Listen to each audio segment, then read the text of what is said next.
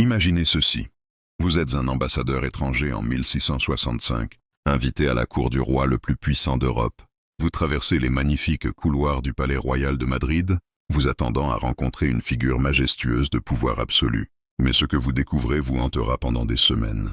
Le roi ne peut pas fermer la bouche. Sa mâchoire pend, béante, comme une porte brisée. Lorsqu'il tente de parler, seuls des sons étouffés et des gargouillis en sortent. Son corps est si déformé qu'il ressemble davantage à une créature sortie d'un cauchemar qu'à un souverain. Ses propres sujets le surnomment El Hechizado, l'ensorcelé. Mais voici la vérité. Personne n'osait le dire à voix haute. Charles II d'Espagne n'était pas victime de malédictions surnaturelles. Il était victime de quelque chose de bien plus terrifiant, sa propre famille. Voici l'histoire de la façon dont la dynastie, la plus puissante d'Europe, s'est détruite de l'intérieur, plaçant un monstre sur le trône et déclenchant l'une des guerres les plus sanglantes de l'histoire. Avant de plonger dans ces récits oubliés de survie et de souffrance, si vous aimez découvrir les vérités cachées du passé, pensez à cliquer sur j'aime et à vous abonner pour plus de contenu comme celui-ci. Et surtout, dites-moi en commentaire d'où vous m'écoutez. Je trouve incroyable que nous explorions ensemble ces histoires anciennes depuis des coins différents du monde, reliés à travers le temps et l'espace par notre curiosité commune pour l'histoire.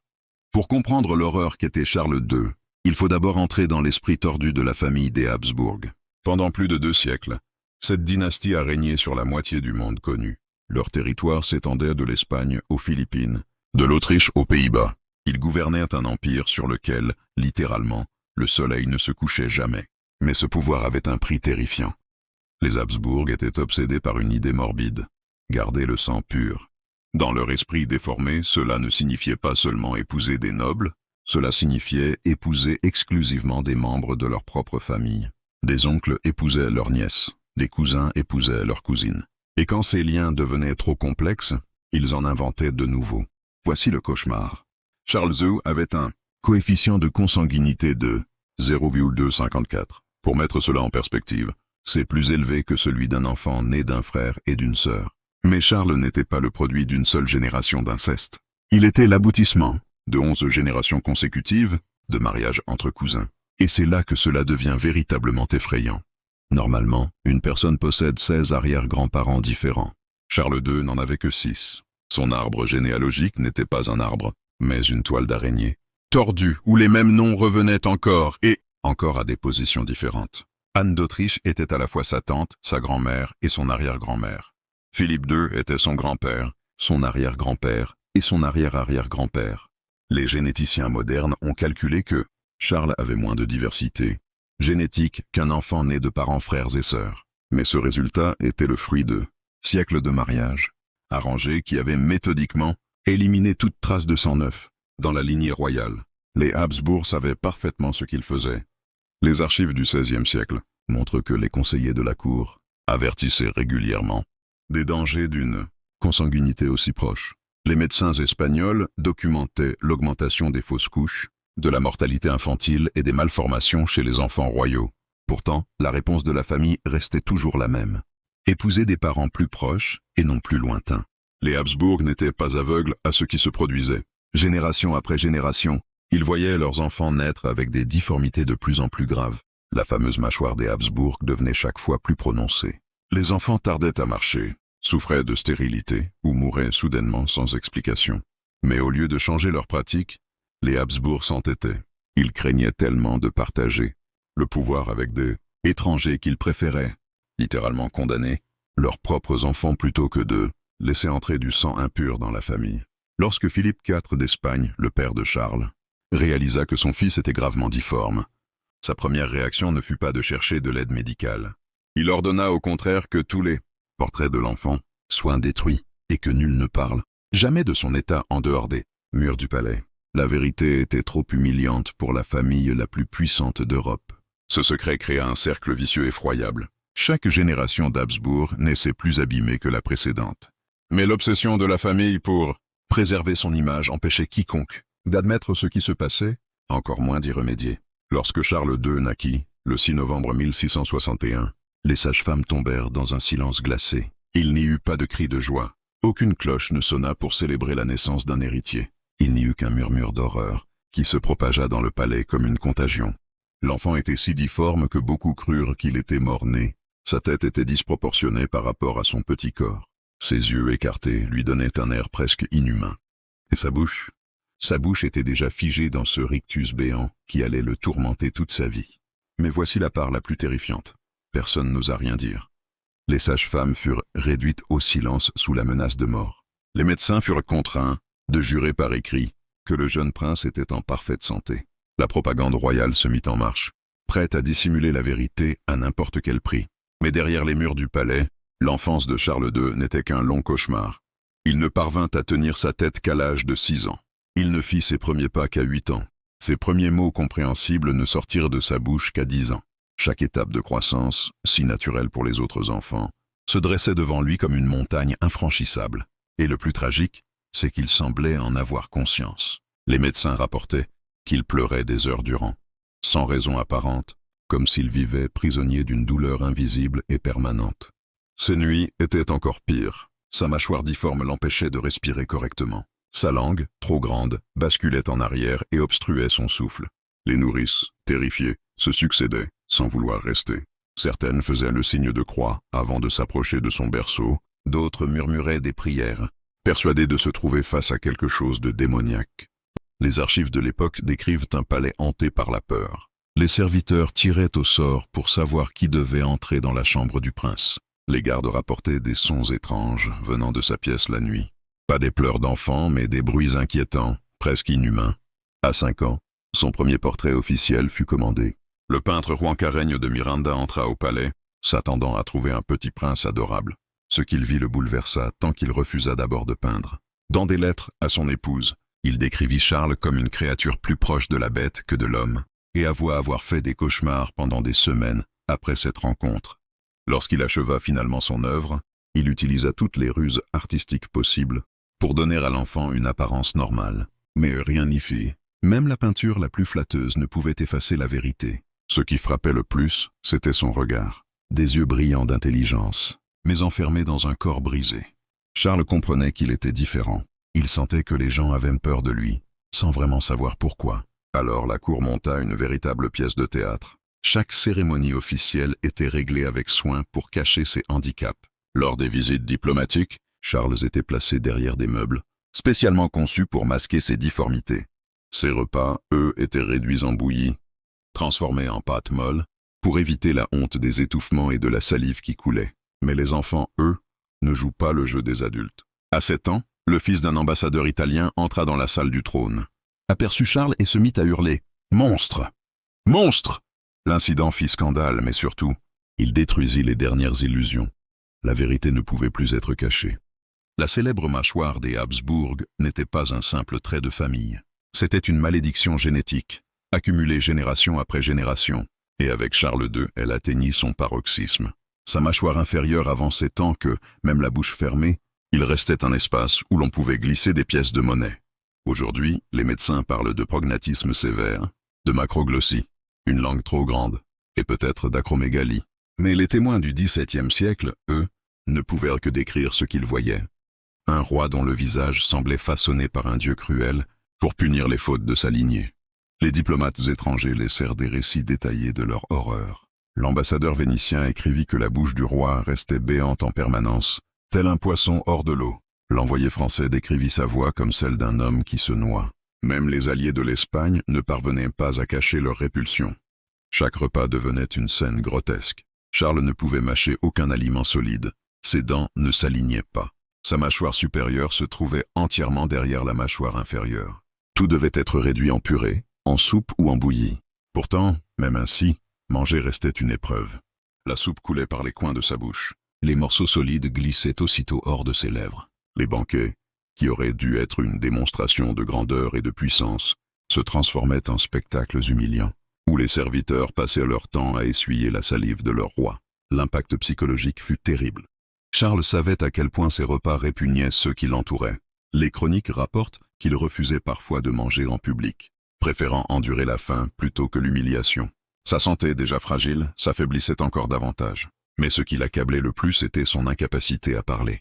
La même mâchoire qui l'empêchait de manger déformait ses mots. Ses phrases sortaient comme des sons étouffés, brouillés, que même ses plus proches conseillers peinaient à comprendre. Les ambassadeurs étrangers avaient besoin d'interprètes, non pas pour traduire la langue, mais pour tenter de décoder les paroles d'un roi incapable de se faire entendre. Les affaires les plus importantes de l'État devaient être communiquées par écrit, car la communication verbale était impossible. Cela créait une véritable crise constitutionnelle. Comment un roi pouvait-il gouverner s'il ne pouvait pas parler à ses sujets? Les scribes du palais travaillaient jour et nuit pour transcrire les paroles incompréhensibles de Charles en proclamations écrites, mais eux-mêmes devaient souvent deviner ce qu'il essayait de dire. Les récits les plus bouleversants viennent de Charles lui-même. Dans de rares moments de lucidité, il écrivait des lettres, exprimant sa frustration d'être piégé dans un corps qui refusait d'obéir à son esprit. Une lettre qui a survécu, rédigée de sa main tremblante, dit ceci: « Je suis prisonnier de ma propre chair et Dieu m'a fait roi du plus grand empire de la terre comme une plaisanterie cosmique. » La mâchoire des Habsbourg n'était que la partie visible de l'iceberg. Tout le corps de Charles II était un désastre médical, et l'étendue de ses difformités aurait suffi à faire trembler de terreur des villageois médiévaux. À 35 ans, Charles ressemblait à un enfant malade, étiré et tordu par une force cruelle. Il mesurait à peine 1,50 m, mais ce n'était pas seulement sa taille qui posait problème. Ses proportions entières défiaient toute logique. Sa tête, démesurément grande par rapport à son corps frêle, ballottait sur un cou si faible qu'il avait du mal à la soutenir. Ses membres, maigres et osseux, semblaient appartenir à un squelette vivant, tandis que son torse comprimé et voûté renforçait son apparence monstrueuse. Mais l'aspect le plus inquiétant était que son corps semblait littéralement se détériorer avec le temps. Alors que la plupart des gens atteignent leur maturité physique et se stabilisent, Charles ne cessait de s'aggraver. Il ne marcha pas avant l'âge de 8 ans. Pensez-y un instant. La plupart des enfants font leur premier pas vers 1 an. Charles passa près d'une décennie incapable de supporter son propre poids. Et lorsqu'il marcha enfin, ce fut une démarche hésitante et bancale. Les archives du palais le décrivent vacillant d'un mur à l'autre, s'appuyant sur les meubles comme un vieil homme, alors qu'il était censé être dans la fleur de l'âge. Sa colonne vertébrale était si courbée qu'il semblait toujours penché en avant, comme s'il portait un fardeau invisible. Et d'une certaine manière, il en portait un, celui de générations entières de dégâts génétiques concentrés en un seul individu. Les effets mentaux étaient tout aussi dévastateurs. Charles conserva la capacité intellectuelle d'un enfant bien après l'âge adulte. Il ne sut pas lire avant l'âge de 10 ans, et même alors, il luttait avec les notions les plus simples. Ses précepteurs écrivaient que tenter de lui enseigner, c'était comme verser de l'eau dans un vase brisé. Les informations entraient, mais ne restaient jamais. Son contrôle émotionnel était celui d'un enfant prisonnier d'un corps adulte. Les serviteurs rapportèrent qu'il faisait des colères violentes pour des broutilles, hurlant et se débattant comme un enfant privé de jouets. Puis suivèrent des périodes de retraite totale, où il restait assis des heures entières, immobile, les yeux dans le vide, insensible à tout ce qui l'entourait. Même ses cheveux trahissaient les dégâts génétiques. Il poussait en touffes clairsemées, tombait régulièrement, laissant sur son crâne des plaques qui rappelaient plus la peau malade d'un animal que la chevelure d'un roi. Les peintres officiels devaient user de leur créativité pour ces portraits, mais même leurs flatteries les plus habiles ne pouvaient masquer la triste réalité. Sa peau était pâle, maladive, marquée de rougeurs étranges que les médecins de cour ne savaient ni expliquer ni soigner. Il avait constamment froid, même sous le soleil brûlant d'Espagne, et devait porter plusieurs couches de vêtements qui accentuaient encore plus ses proportions étranges. Mais peut-être le détail le plus troublant de tous, c'était l'odeur. De nombreux documents de cour mentionnent une senteur singulière qui entourait Charles. Pas vraiment nauséabonde, mais étrange et dérangeante, comme si quelque chose pourrissait de l'intérieur. Les experts médicaux modernes suggèrent que cela pourrait avoir été causé par des troubles métaboliques multiples, conséquence directe de sa consanguinité extrême. C'est ici que l'histoire tragique de Charles II devient un désastre continental.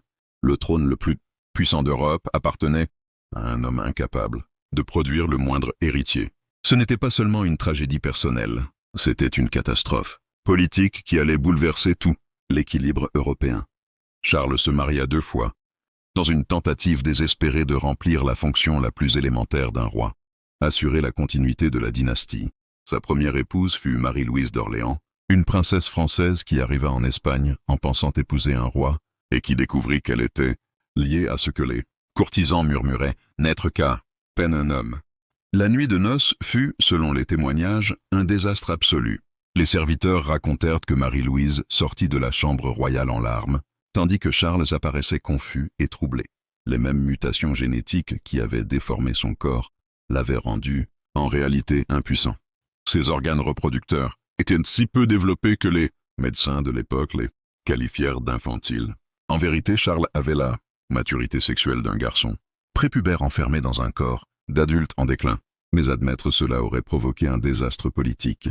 Alors la cour espagnole choisit une autre stratégie, blâmer la femme. Marie-Louise fut accusée de stérilité, soumise à des examens humiliants, à des traitements douloureux, à des potions immondes et à une surveillance incessante d'une cour désespérée, de voir naître un héritier. Son mari était biologiquement incapable de lui donner un héritier. Le choc psychologique fut dévastateur. Marie-Louise, autrefois pleine de vie et d'intelligence, devint renfermée et dépressive. Elle passait ses journées à prier, implorant Dieu pour un miracle qui ne viendrait jamais.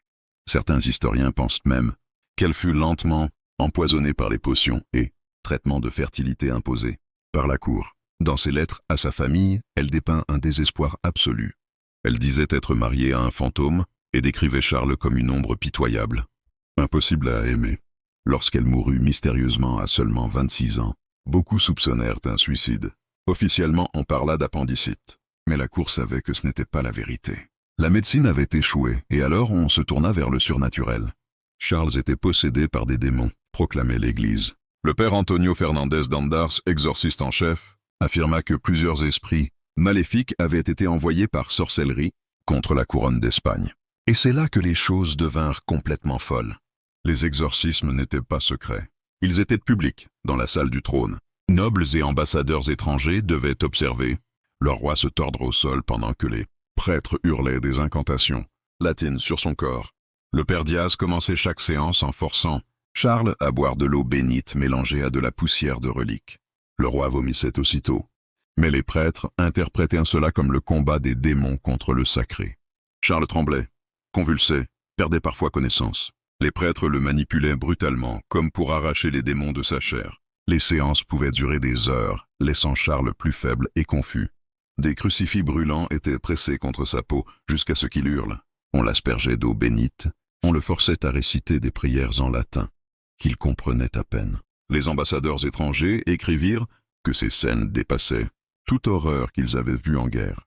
Bientôt, les prêtres crurent que le palais entier était maudit. En 1698, le père Diaz ordonna une purification complète, mélangeant nettoyage et guerre spirituelle. Les objets contaminés, bijoux, cadeaux, meubles, furent brûlés dans la cour, tandis que les prêtres psalmodiaient des prières. La fumée noire s'éleva si haut qu'on la voyait depuis le centre de Madrid. Les habitants se rassemblèrent, inquiets, se demandant si le palais était attaqué. En réalité, le roi brûlait ses propres biens pour chasser des démons imaginaires. Charles croyait que cela fonctionnait. Sa faible capacité mentale le rendait vulnérable aux suggestions. Quand on lui disait que les démons partaient, il ressentait un soulagement temporaire. Chaque fois que ses douleurs revenaient, il réclamait un nouvel exorcisme. Il était convaincu que ses souffrances physiques étaient des attaques spirituelles et que seules ses interventions pouvaient le sauver. Les archives montrent qu'il subit plus de 50 exorcismes formels durant les 5 dernières années de sa vie. Chacun le laissait plus faible, plus perturbé. Mais il continuait à les demander, terrorisé à l'idée que les démons le possèdent complètement. La quête des Habsbourg pour le sang pur et le pouvoir absolu détruisit tout. Leur empire s'effondra, leur lignée s'éteignit. Leur dernier roi devint une leçon tragique sur les dangers de défier la nature. Charles II mourut seul, trahi par un corps façonné par des siècles d'inceste. Son autopsie révéla des organes si endommagés qu'ils semblaient appartenir à différentes espèces. Mais son histoire va au-delà d'une famille. C'est un avertissement universel sur l'orgueil et les conséquences du non-respect des lois de la nature. C'est l'histoire d'une tendance universelle chez les êtres humains. Préférer le pouvoir à court terme à la survie à long terme, privilégier le contrôle à la santé, croire que la volonté humaine peut surpasser la réalité biologique. Les Habsbourg pensaient pouvoir concentrer le pouvoir indéfiniment en le gardant au sein de leur famille. Ils croyaient que leur sang était tellement supérieur que le mélanger à d'autres ne ferait que l'affaiblir. Ils se trompaient, tragiquement, et Charles II paya le prix ultime de leur arrogance. Aujourd'hui encore, on voit des patterns similaires.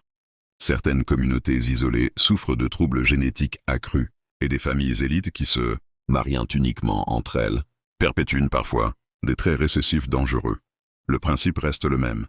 L'isolement génétique mène à l'effondrement biologique. Le corps déformé de Charles II fut le verdict de l'évolution sur la stratégie des Habsbourg. La nature rendit son jugement après des siècles de manipulation, écrit dans ses os tordus, ses organes mal formés et sa mâchoire incapable de se fermer. L'ironie la plus cruelle est que Charles II, le Habsbourg le plus pur, génétiquement, fut aussi le plus impuissant. Tous ces siècles de mariage, soigneusement contrôlés, avaient produit un roi, incapable de parler clairement, de manger normalement, de produire un héritier, et qui peinait à gouverner son propre corps, sans parler d'un empire entier. La quête de pureté génétique avait créé son parfait contraire. Un souverain biologiquement défaillant, représentant l'échec total de tout ce que sa dynastie défendait. Charles II n'était pas l'apogée des Habsbourg, il en était la négation absolue, la preuve finale que leur stratégie était condamnée dès le départ.